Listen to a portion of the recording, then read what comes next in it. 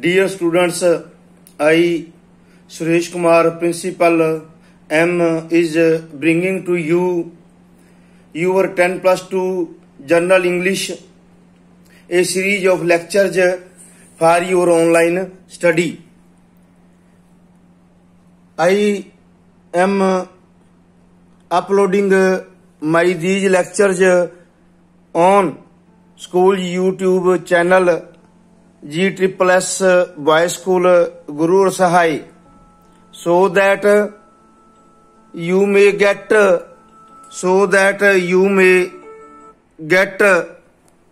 good marks in the examination. Dear students, I again request you to subscribe our school YouTube channel and share my lectures to your friends, relatives and other people, as many as you can, so that they may also get benefit from my lectures. We are discussing the questions of your second chapter, The March King. This is my 7th lecture on this lesson. Now I am coming to the point. Today I will discuss what made Philip into a famous composer. Composer means to compose, to make something new, other things to get into together, and to make something new which is not previously seen in their original form. Now we had discussed this chapter's summary in detail in 5 parts, and the summary was in very simple language. As well as you can see today's lesson on my computer screen, which I have prepared myself in very simple language, and I will discuss its translation also in Punjabi. Now look at the screen. This is the question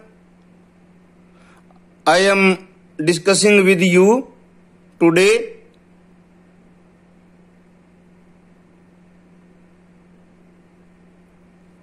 You can take out its notes by taking its snaps and keep it in your record.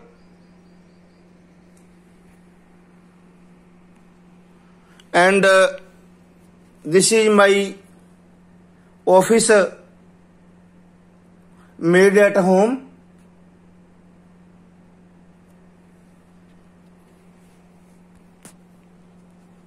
Now see, and now let's come to the point. Philip was interested in music lessons. Philip ਨੂੰ ਸੰਗੀਤ ਦੀ ਪੜ੍ਹਾਈ ਦਾ ਸ਼ੌਂਕ ਸੀ. He had no white shirt for the concert to put on. ਤੇ ਨਾਟਕ ਮੰਡਲੀ ਦੇ ਵਿੱਚ ਸ਼ਾਮ ਨੂੰ ਜਿਹੜੀ ਨਾਟਕ ਮੰਡਲੀ ਹੁੰਦੀ ਹੈ ਉਸ ਦੇ ਵਿੱਚ ਪਾਉਣ ਲਈ ਉਸਦੇ ਕੋਲ ਚਿੱਟੀ ਸ਼ਰਟ ਨਹੀਂ ਸੀ, ਚਿੱਟੀ ਕਮੀਜ਼ ਨਹੀਂ ਸੀ. The wife of his teacher made a long shirt fit by pinning up too many pins. ਉਸਦੇ ਅਧਿਆਪਕ ਦੀ ਪਤਨੀ ਨੇ एक लंबी शर्ट जी बहुत ज़्यादा वड्डी सी उसदे पिन्ना लगा के ते उसदे साइज दी बना दिती सी। एट द कंजल्ट संगीत मंडली विच ऑन हिज टर्न अपनी वारी आउण ते Philip put his violin under his chin. Philip ने अपनी ठोडी थले अपनी वायलन नूं रखिया and started to play it ते इस नूं वजाना शुरू किया। ड्यू टू जैसचर्स करके इशारियां करके इशारे करना। पिंज फैल डाउन जिहड़ियां पिन्नां लगियां सी वो थले डिग पियां। He shirt came into its original form उसदी शर्ट जिहड़ी सी वो उसदे जिहड़ी सी वो असल आकार दे विच आ गई। विच वाज टू लॉन्ग जिहड़ी कि बहुत ज़्यादा लंबी सी। ही totally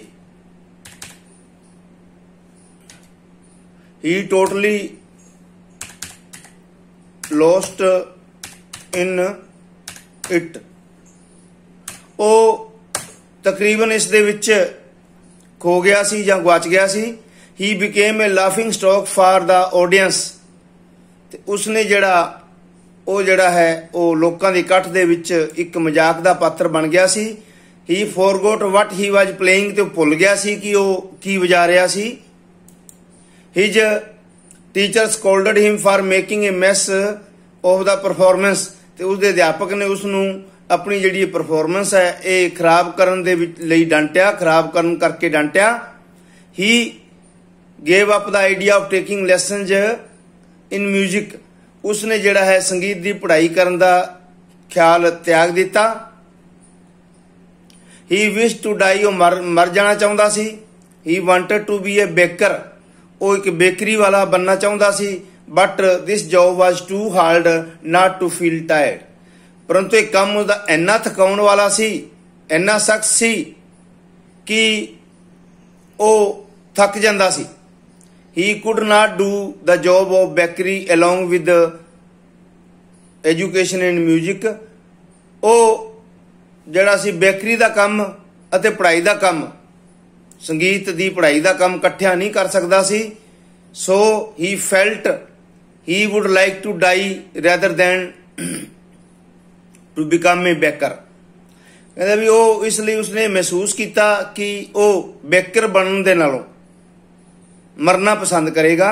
he made up his mind to join a travelling circus ते उसने अपना मन बना लिया कि वो एक सर्कस दे विच काम करेगा। But his father did not let him do it परंतु इसके पिता ने उसनूं अजिहा करन दी आग्या नहीं दिती। Philip's father took him to the marine bands of the United States. Philip दा पिता उसनूं जिहड़ा सी मेरीन बैक्स जो कि यूनाइटेड स्टेट्स दी सी उत्थे लै गया। Philip was enlisted as an apprentice to study music in the marine band ते मेरीन बैंड दे विच जिहड़ा फिलिप नूं जिहड़ा है वो सिखण वाले दे तौर ते लिस्ट भी शामिल कर लिया गया। He worked very hard and he became the leader of the marine band उसने बहुत ज़्यादा सख्त मेहनत की ते वो मेरीन बैंड दा लीडर बन गया। This was the official band of the president of the United States. ये यूनाइटेड स्टेट्स संयुक्त राज दा जिहड़ा सी राष्ट्रपति दा ये सरकारी बैंड सी। This band was very famous all over the world ते ये जिहड़ा बैंड सी सारी दुनिया दे विच बहुत ज़्यादा मशहूर सी। He became a famous composer वो एक मशहूर कंपोजर बन गया।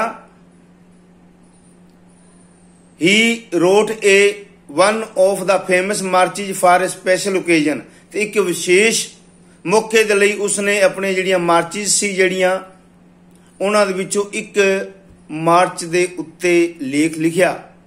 The Washington post held an essay contest ते वाशिंगटन पोस्ट जिहड़ी सी संस्था उसने जिहड़ा है एक मुकाबले का आयोजन किया।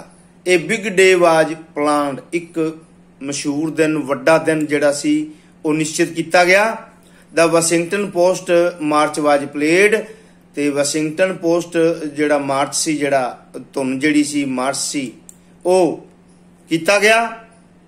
एवरीबॉडी चीयर्ड वाइडली, दूर दूर तक हर एक ने बड़ी खुशी मनाई, बड़े खुश होयो। They applauded Philip Sousa for doing a fine job in the field of music. उन्होंने जिहड़ा सी वो जॉन फिलिप सोसा दी जिहड़ी है इस वधिया अपने संगीत के खेत्र दे विच इन्ना वधिया काम करन करके उसकी प्रशंसा की। Perhaps some of them in the audience were vowing to be John Philip Sousa। शायद उस इकट्ठ दे विचों कुछ जिहड़े लोग सन वो फिलिप सोसा वर्गा बनन दी कसम खा रहे सन। He is hard work and firm determination, उसकी सख्त मेहनत ते उसका पक्का इरादा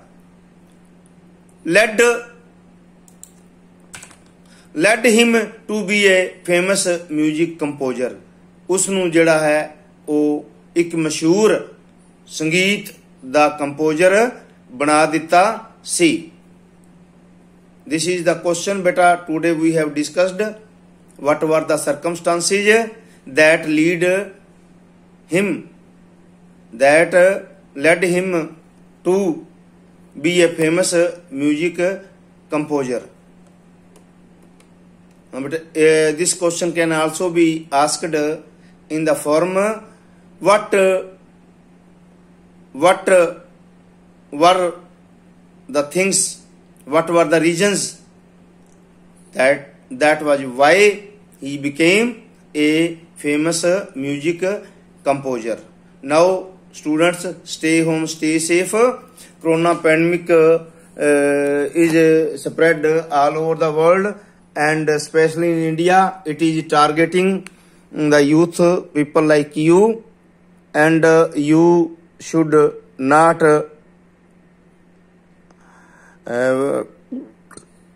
move out of houses without any reason। Thank you very much। Okay।